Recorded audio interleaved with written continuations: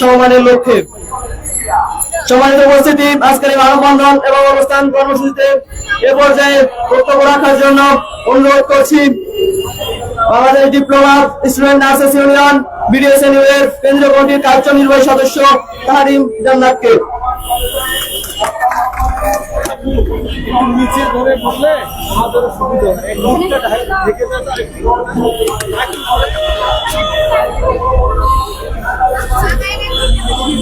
এইভাবে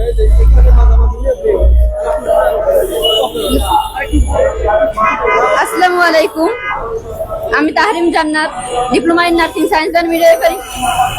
আসসালামু আলাইকুম, আমি তাহরিম জান্নাত, diploma in nursing science and midwifery, তৃতীয় বর্ষ, নার্সিং কলেজ মিটফোর্ড, ঢাকা। আপনারা ইতিমধ্যে অবগত হয়েছেন আমার এখানে সহপাঠী ছোট ভাই ও বোনেরা আমাদের এখানে বলে গিয়েছে যে কিসের জন্য আমরা এখানে দাঁড়িয়েছি। আমরা এখানে বাংলাদেশ ডিপ্লোমা স্টুডেন্ট নার্সেস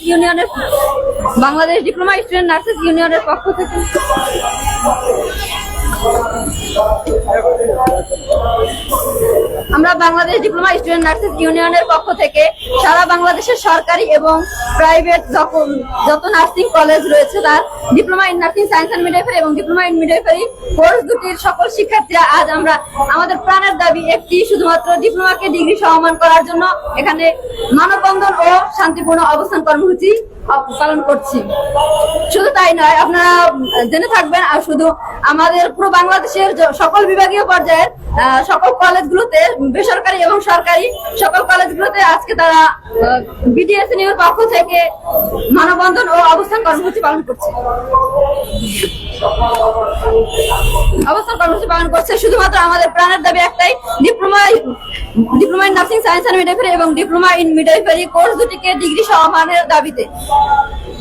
আপনারা জেনে অবাক হবেন যে আমরা এইচএসসি পাস করার পরে পাবলিক বিশ্ববিদ্যালয়ে যেভাবে আমাদের সহপাঠী এবং ছোট বড় ভাই বোনেরা যারা পড়ালেখা করে তাদের মতো ভর্তি যুদ্ধে অংশগ্রহণ করে সর্বোচ্চ মার্ক পেয়ে সরকারি কলেজগুলোতে ভর্তি হয় এবং যারা বেসরকারিতে আমাদের ভাই বোনেরা ভর্তি হয় তাদেরকে ন্যূনতম পাস মার্ক পেয়ে তারপরে ভর্তি হইতে হয়, তাছাড়া আমরা পারি না। তারপরে আমাদের 3 বছর পড়াশোনার পাশাপাশি 6 মাস ইন্টার্নি অর্থাৎ প্রশিক্ষণ নিতে হয়।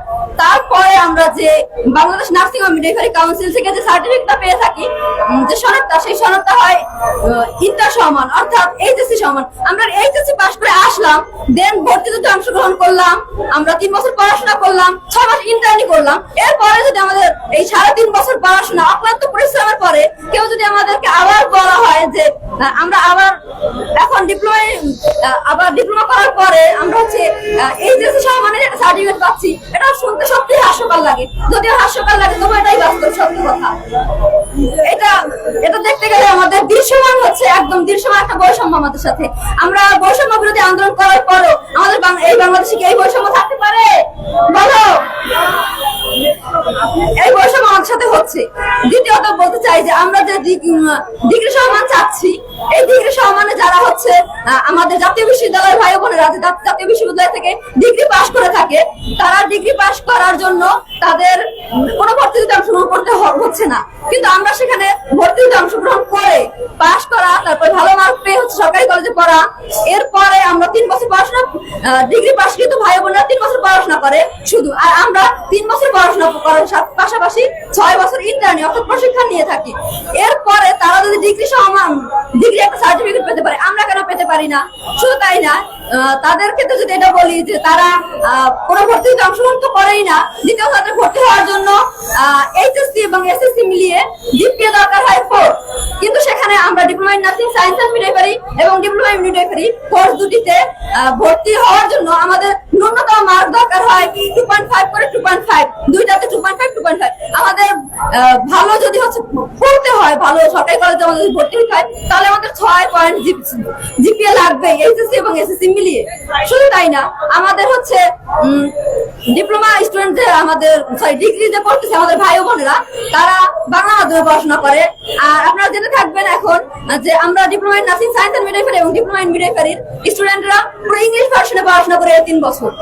সেখানে তারা যদি ডিগ্রি সমান ডিগ্রি একটা সার্টিফিকেট নিতে পারে, আমরা ইংলিশ মাধ্যমে পড়াশোনা করতেছি, ভর্তিতে অংশগ্রহণ করতেছি, তাদের থেকে জিপিও বেশি নিয়ে পড়াশোনা করতেছি, তাহলে আমরা কেন ডিগ্রি সমান পেতে পারি না? আমরা কি ডিগ্রি সমান পেতে পারি? আমাদের সেই ক্রাইটেরিয়া আছে? আমরা সেই ক্রাইটেরিয়া অর্জন করছি? তারপরে যদি আপনারা জেনে থাকবেন যে যারা হচ্ছে আমাদের ডিগ্রি কোর্সটা আমাদের ভাই বোনেরা করতেছে, তাদের যে জাতীয় বিশ্ববিদ্যালয় থেকে সার্টিফিকেটটা আসে, কিন্তু আমাদের সার্টিফিকেটটা আসে বাংলাদেশ নার্সিং ও মিডওয়াইফারি কাউন্সিল থেকে। যদি আমাদেরকে হচ্ছে ডিগ্রি সমানটা দেওয়া হয়, আমাদের সার্টিফিকেটটা আমরা চাই কোনো বিশ্ববিদ্যালয়ের আন্ডারে দেওয়া হোক, যেখান থেকে আমরা ডিগ্রি সমানটা পেতে পারি। আমি স্পষ্ট ভাবে বলে দিচ্ছি, আমরা কোনো অযৌক্তিক দাবি করব না, যেটা সময় সাপেক্ষ দাবি, যে আমরা অনার্স সমান চাচ্ছি না, আমরা ডিগ্রি সমান চাচ্ছি। আমাদের যদি ডিগ্রি সমান দেওয়া হয়, আমাদের পেশাটা মানসম্মত একটা অবস্থানে গিয়ে পৌঁছাবে। আমরা আমাদের পেশাকে মানসম্মত এজন্য করতে যাচ্ছি, আপনাদের যত নার্স মানসম্মত হবে, আমাদের চিকিৎসা ব্যবস্থা তত মানসম্মত হবে। আমরা জানি যে ডক্টররা শুধু প্রেসক্রাইব করবে, তা ডক্টর শুধু রোগীকে দেখে যায়, তারা বলে যায় আমরা কি করতে পারি। কিন্তু 24 ঘন্টা একটা নার্স 3 শিফটে ডিউটি করে, তখন তারা শুধুমাত্র রোগীর সেবায় নিয়োজিত থাকে। যদি আমাদের সেই 24 ঘন্টা রোগীর পাশে যেই নার্স রইলো, সেই নার্স যদি মানসম্মতই না হয়ে থাকে, তার মধ্যে সেই যোগ্যতা সম্মানে তাকে যদি সেই যোগ্য সম্মানটাই না দেওয়া হয়, তার যৌক্তিক দাবি না মানা হয়, তাহলে কি রোগীরা হচ্ছে আমাদের সেই মানসম্মত সেবাটা পাচ্ছে? তাহলে সেই সেবাটা তারা পাচ্ছে না।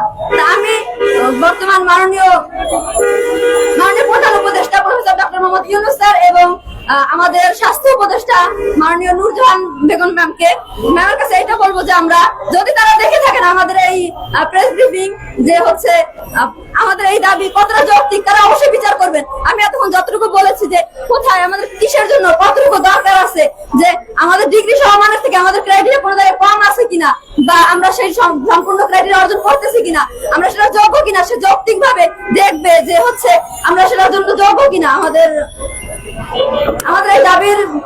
এই দাবিটা আদৌ যৌক্তিক কিনা। যদি আমাদের দাবি যৌক্তিক মনে হয়, অবশ্যই তারা আমাদের ডিগ্রি সমান দিতে বাধ্য।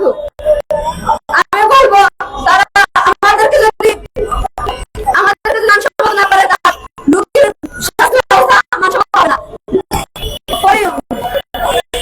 দেখা যাচ্ছে যে যখন রোগী মানসম্মত সেবা পাচ্ছে না, আমাদের দেশের এবং দেশের সবারই ক্ষতি হচ্ছে। আমি এই বলে আমার বক্তব্য শেষ করছি। সরকারি প্রতিনিধি রবিন ভাই এখন কে দিবে? সেগুলো না লাগবে, মেয়ে রাখো জোবরা নাকি?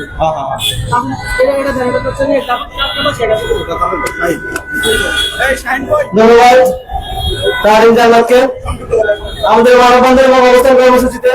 এ পর্যায়ে সংক্ষিপ্ত বক্তব্য নিয়ে যাচ্ছে শহীদ জগৎ তাজউদ্দিন নার্সিং কলেজ দ্বিতীয় বর্ষের শিক্ষার্থী শাহিন।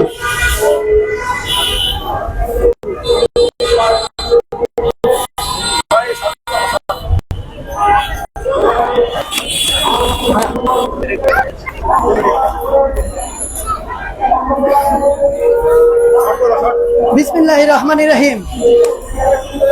আমার নাম মোহাম্মদ শাহিন আলম, সৈয়দ তাজউদ্দিন নার্সিং কলেজ দ্বিতীয় বর্ষ। আজকে আমি প্রথমে প্রশ্ন রাখতে চাই, আজকে আমরা কেন এখানে সমাবেত হয়েছি? আমাদের দাবি একটাই, আমরা আমাদের ন্যায্য দাবি চাই। একজন নার্সিং, আমরা যারা diploma in nursing science and midwifery কোর্সে পড়াশোনা করি, কঠোর 3 বছর ইংরেজি ভার্সনে class, assignment, presentation, clinical practice, internship, এমনকি আরএনএ এক্সাম দেওয়ার পরেও আমাদের এই কোর্সকে ডিপ্লোমা সমমান স্বীকৃতি দেওয়া হচ্ছে না। আমাদেরকে এই অবমূল্যায়ন করা হচ্ছে।